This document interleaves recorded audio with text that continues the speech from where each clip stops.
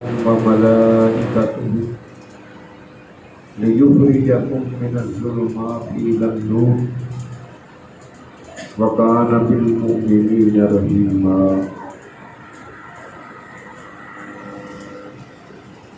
کچھ ایسے اعمال ہیں کہ جن کے کرنے والوں کے اوپر آسمان کے فرشتے رحمت کی دعا کرتے ہیں، اور جب رحمت کسی کے اوپر ہو جائے ساری نعمتوں سے بڑی رحمت اور بڑی نعمت اللہ کی رحمت ہے۔ ایک رحمت پوری دنیا کے اوپر اللہ نے نازل کی ہے، جس کی وجہ سے اللہ رب العالمین وہ ساری مخلوقوں کے دل کے اندر ہمدردی خیر کئی پیدا کرتا ہے۔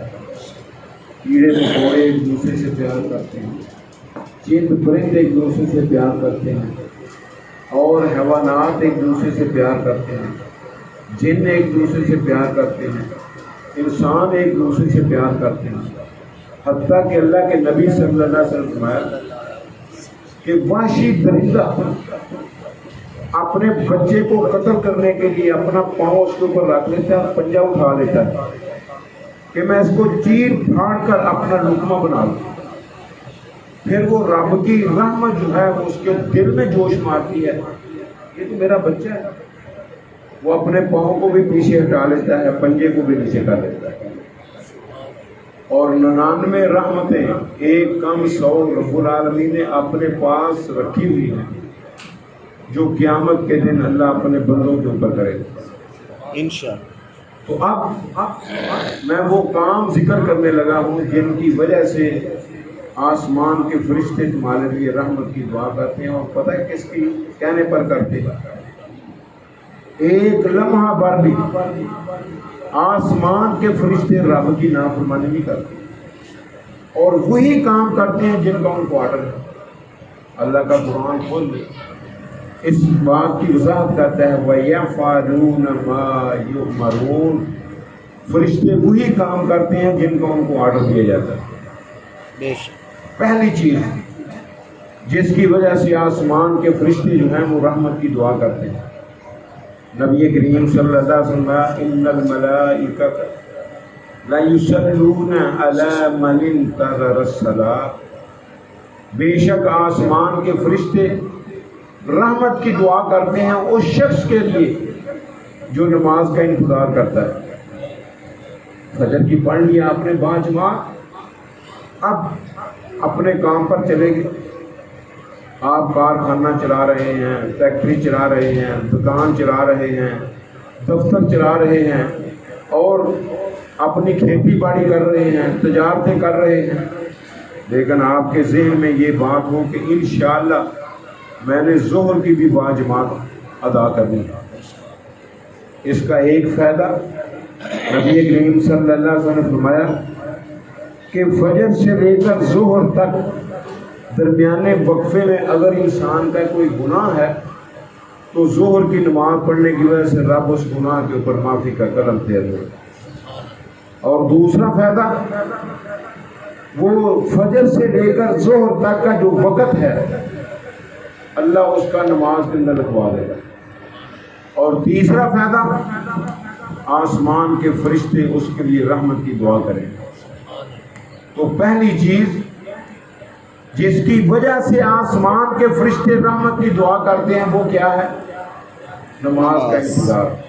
پھر زور پڑھ لی ہے عصر کا انتظار، عصر پڑھ لی ہے مغرب کا انتظار، مغرب پڑھ لی ہے عشاء کا انتظار، عشاء پڑھ لی ہے فجر کا انتظار، 24 گھنٹے نماز کے لیے، اور 24 گھنٹے فرشتے اس کے لیے رحمت کی دعا کر رہے ہیں۔ کس سے؟ رب العالمین سے۔ لیکن ہم کام وہ کرتے ہیں کہ جس کی وجہ سے ہمارے اوپر آنے والے فرشتے جو ہیں وہ دور ہو جائیں، نزدیک نہ ہو۔ نبی کریم صلی اللہ علیہ وسلم نے فرمایا کہ جب انسان جھوٹ بولتا ہے اس کے منہ سے اتنی گندی سمیل آتی ہے صحیح مسلم احمد کے اندر صحیح سند کے ساتھ روایت ہے، رحمت کا فرشتہ اس بدبو کی وجہ سے 1 میل دور چلا جاتا ہے، اور جس نے روزانہ 150 جھوٹ بولنا ہے، رحمت کا فرشتہ چلا گیا صحیح بات۔ اب یہ یہاں پریشان ہے، مولانا صاحب، حضرت صاحب، حافظ صاحب، مولوی صاحب، قاری صاحب، مفتی صاحب، محدث صاحب، دعا کر تو حالات بڑے ٹائٹ بھی، جنہوں نے تیرے اوپر رحمتیں لے کر آنا تھا ان کو تو نے بھگا دیا ہے، اور وہ کام کرو جس کی وجہ سے فرشتے تمہارے لیے رحمت کی دعائیں کرنے لگ جائیں۔ دوسرا کام جس کی وجہ سے فرشتے رحمت کی دعا کرتے ہیں وہ کیا ہے؟ ان الملائکۃ لیصلون علی الصف الاول، بے شک آسمان کے فرشتے جب انسان نماز پڑھتے ہیں تو جو پہلی صف کے اندر کھڑے ہونے والے لوگ ہیں ان کے لیے آسمان کے فرشتے رحمت کی دعا کرتے ہیں۔ اور اللہ کے نبی صلی اللہ علیہ وسلم پتہ کیا فرمایا؟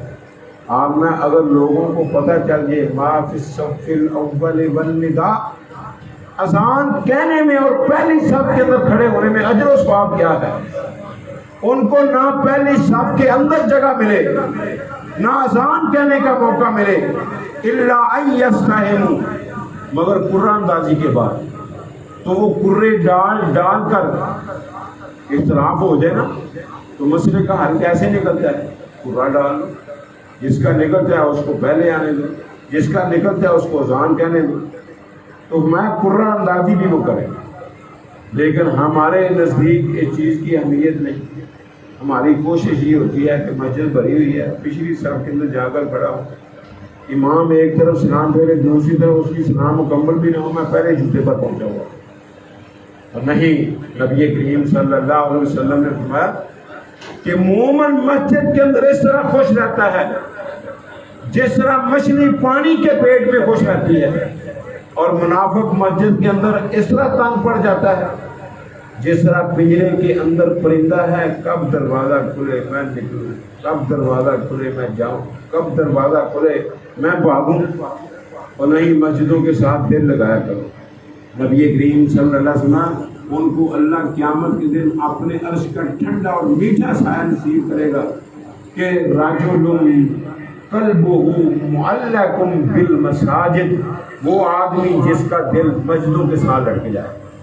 اللہ سے دعا کیا کرو اللہ ہمیں ایسی خوبی اپنے اندر پیدا کرنے کی توفیق عطا فرمائے، آمین۔ اور تیسری چیز جس کی وجہ سے آسمان کے فرشتے رحمت کی دعا کرتے ہیں، ان الملائکۃ لیصلون علی الصف الایمن، جو امام کی دائیں طرف صف بنتی ہے ان کے اوپر بھی آسمان کے فرشتے رحمت کی دعا کرتے ہیں۔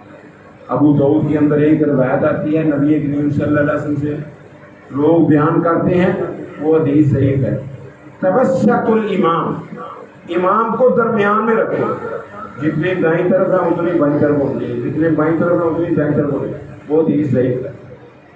جو دائیں طرف صف بنی ہوئی ہے اس کے اوپر تو آسمان کے فرشتے رحمت کی دعا کرتے ہیں۔ اس لیے یہ اہتمام کیا کرو کہ صف کے اندر پہلی صف میں کھڑا ہونا ہے اور دائیں طرف کھڑے ہونا ہے۔ ہاں جو بعد میں آتے ہیں کھڑے ہو جائیں پھر بائیں طرف، ان کو ایک رحمت کی دعا ملے گی، اور پہلی صف کے اندر دائیں طرف کھڑے ہونے والوں کو 2 دعائیں ملیں گی۔ اللہ ایسے لوگوں کی صف کے اندر ہمیں بھی شامل کرے، آمین۔ اور امام کائنات جناب محمد الرسول اللہ، ان الملائکۃ لا یصلون، بے شک فرشتے البتہ رحمت کی دعا کرتے ہیں، کن کے لیے؟ علی من وصل الصف، جو صف کو ملاتے ہیں۔ یہاں کیا ہے جی؟ ایک بلشٹ کے 1 فٹ کے فاصلے کے اوپر کھڑے ہو جاؤ، وجہ جی وہ فرشتے درمیان میں آ کر کھڑے ہوتے ہیں، استغفر اللہ، نعوذ باللہ من ذالک۔ نبی کریم صلی اللہ علیہ وسلم کے اوپر بہتان، نبی کریم صلی اللہ علیہ وسلم جو صف کے اندر کھڑا ہوتا ہے اس جگہ پر شیطان جو ہے وہ آ کر کھڑا ہوتا ہے، اور اس کی شکل پتہ کس کی ہوتی ہے؟ بکری کے بچے کی، وہ وہاں کھڑا ہوا ہوتا ہے، یہ کہتے ہیں فرشتہ کھڑا ہوتا ہے، ان کو شیطان بھی فرشتہ نظر آتا ہے۔ جس طرح وہ لعین کو کسی نے پوچھا، اور نبی کریم صلی اللہ علیہ وسلم کے اوپر تو جبرائیل وہی لے کر آتے تھے، تیرے پاس وہی لے کر کون آتا ہے؟ آتا ہے ٹیچی ٹیچی آتا ہے، میرے سے کہا یعنی نے یہ کہا لعنت، وہ ٹیچی ٹیچی پتا کیا ہے؟ شیطان ہے، وہ اس کے اوپر آتا ہے۔ تو خیر وہاں شیطان کھڑا ہوتا ہے جو سب کو ملاتا ہے، آسمان کے فرشتے اس کے لیے کیا کرتے ہیں؟ رحمت کی دعا کرتے ہیں۔ اور امام کائنات جناب محمد الرسول اللہ صلی اللہ علیہ وسلم یہ فرشتے کس کے لیے رحمت کی دعا کرتے ہیں؟ جو نماز فرضی ادا کرتا ہے، اپنی جگہ پر بیٹھا رہتا ہے، اگر وہ 3 کاموں میں سے کوئی کام نہیں کرتا، جب تک وہ وہاں بیٹھا ذکر اذکار کر رہا ہے، رحمت کے فرشتے رحمت کی دعائیں اس کے لیے کرتے رہتے ہیں۔ کون کون سا کام نہیں کرتا؟ وہاں بیٹھا بیٹھا بے وضو نہیں ہوتا، اور کسی کو وہاں بیٹھا بیٹھا تکلیف نہیں دیتا۔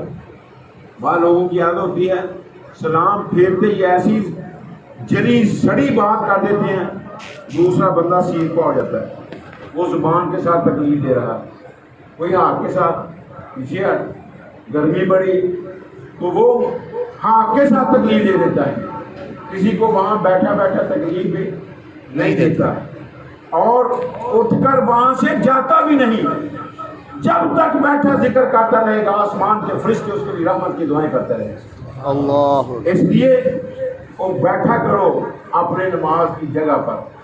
اور نبی کریم صلی اللہ علیہ وسلم نے فرمایا کہ جو بیٹھا بیٹھا وہاں 33 مرتبہ سبحان اللہ، 33 مرتبہ الحمدللہ، 33 مرتبہ اللہ اکبر، اور 100 کی گنتی پوری کرنے کے لیے لا الہ الا اللہ وحدہ لا شریک لہ لہ الملک ولہ الحمد وہو علی کل شیء قدیر کہہ دیتا ہے، غفرت ذنوبہ وان کانت مثل زبد البحر، اس کے سارے گناہوں کو اللہ معاف کر دیتا ہے چاہے سمندر کی جاگ کے برابر کیوں نہ۔ اور فرشتے کیا کرتے ہیں اس کے لیے؟ 3 دعائیں کرتے ہیں۔ کتنی دعائیں؟ پہلی دعا اللہم ارحمہ، اے اللہ اس کے اوپر رحم کر دے، اللہم اغفر لہ، اللہ اس کا کوئی گناہ ہے معاف کر دے، اللہم تب علیہ، اللہ اگر یہ تیرے سامنے توبہ کرتا ہے اس کی توبہ کو قبول کر دے اللہ، اور جس کی توبہ قبول ہو گئی سمجھو وہ کامیاب ہے دنیا کے اندر بھی آخرت کے اندر بھی۔ تو اس لیے وہاں بیٹھ کر رب کا ذکر اذکار جو ہے یہ کیا کرو، اور رحمت کی دعائیں فرشتے کے لیے کرتے ہیں۔ ان الملائکۃ لیصلون علی من عادى مریضا مسلما، میں جو مسلمان بھائی کی بیمار کرسی کے لیے جاتا ہے، اگر صبح کے وقت نکلا ہے اللہ 70,000 فرشتے کی ڈیوٹی لگاتا ہے، اور تم نے شام تک اس کے لیے رحمت کی دعائیں کرنی ہے۔ اگر شام کے وقت بیمار کرسی کے لیے جاتا ہے رب ڈیوٹی لگا دیتا ہے 70,000 فرشتے کی، اور تم نے یہ اپنے بھائی کی ہمدردی کرنے والے کے لیے صبح تک رحمت کی دعائیں کرنی۔ سبحان اللہ، کتنا اللہ وہ آدمی ہے، کتنا عرفہ وہ آدمی ہے، صرف کام اس نے کیا کیا ہے؟ مسلمان بھائی کی عیادت کی ہے، بیمار پرسی کرنے کے لیے گیا ہے، اور بیمار پرسی کرنے کے لیے جاؤ نا، ایک میں بات روک کر آپ کو بتا دوں، اس کو پاؤں سے نہ نکالا کرو۔ نبی کریم صلی اللہ علیہ وسلم نفسوا عن مرضاکم مرضہم، اور اپنے بیماروں سے ان کی بیماری کو دور کیا کرو۔ اللہ کے نبی ہم بیماری کیسے دور کر سکتے ہیں؟ امام کائنات نے فرمایا ان کے پاس بیٹھ کر ایسی ایسی باتیں کرو کہ جن کی وجہ سے ان کا دل خوش ہو جائے، وہ مسکرا پڑیں اور ان کی طبیعت حشاش بشاش ہو جائے۔ جب وہ مسکرائیں گے دل خوش ہوگا، حشاش بشاش ہوں گے، ان کی آدھی بیماری دور ہو جائے۔ سبحان اللہ۔ اور کئی کیا ہیں کہتے ہیں نبض دکھائیں بس تم بھی نہیں بیٹے، اور نہیں انہوں کہو اور کوئی بات نہیں بزرگوں، بھائی جان آپ مرتے مرتے بھی 20 سال نکال جائیں گے۔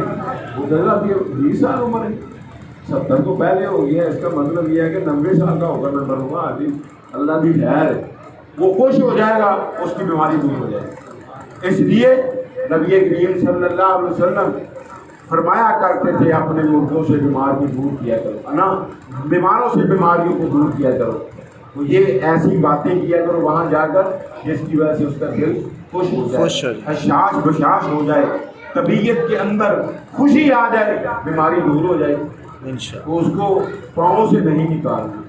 تو نہیں ٹھیک ہے جی آپ کی صحت ماشاء اللہ بہتر ہو رہی ہے. جس طرح وہ ہمارا وزیر اعظم کہتا ہے گھبرانا نہیں, مجھے پانی جان نکل جائے.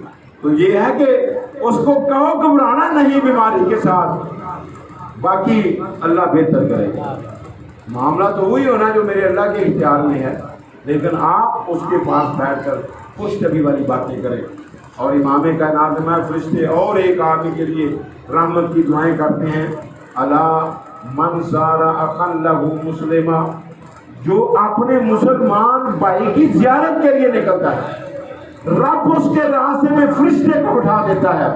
اور میرے فرشتے جب یہ تیرے پاس سے گزرے اپنے بھائی کی زیارت کرنے والا, تو تم نے پتا کیا کہنا ہے, انتبتا بتا بمن شاہ کا وتبوأت من الجنت منزلا.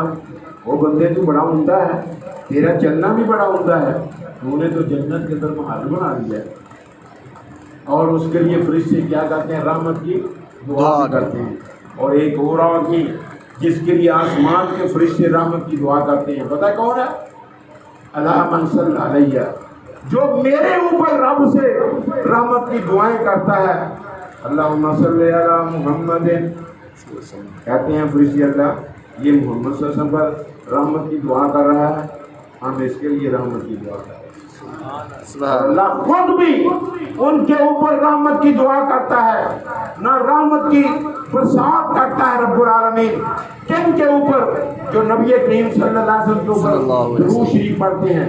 من صلی علیہ واحدۃ صلی اللہ علیہ وسلم, جو میرے اوپر ایک مرتبہ درود پڑھتا ہے رب 10 رحمتیں اس کے اوپر نازل کرتا ہے, اور 10 نیکیاں اس کے کھاتے میں لکھتا ہے, 10 گناہ مٹا دیتا ہے, اور 10 درجے بلند کر دیتا ہے. ایک مرتبہ درود پڑھنے کی وجہ سے 4 ہی انعامات, کتنے, رب العالمین کی طرف سے, اور فرشتے اس کے لیے رحمت کی دعا کرتے ہیں. اور امام کائنات نے اور کیا فائدہ بیان کیا, میں جو میرے اوپر کثرت کے ساتھ درود پڑھتا ہے, اذا یکفی ہمک ویغفر لک ذنبک, اور رب تیری ساری پریشانیوں کو دور کر دے گا اور تیرے گناہوں کو رب معاف کر دے گا. یہ فائدے ان چیزوں کے جو میں نے آپ کے سامنے بیان کی ہیں.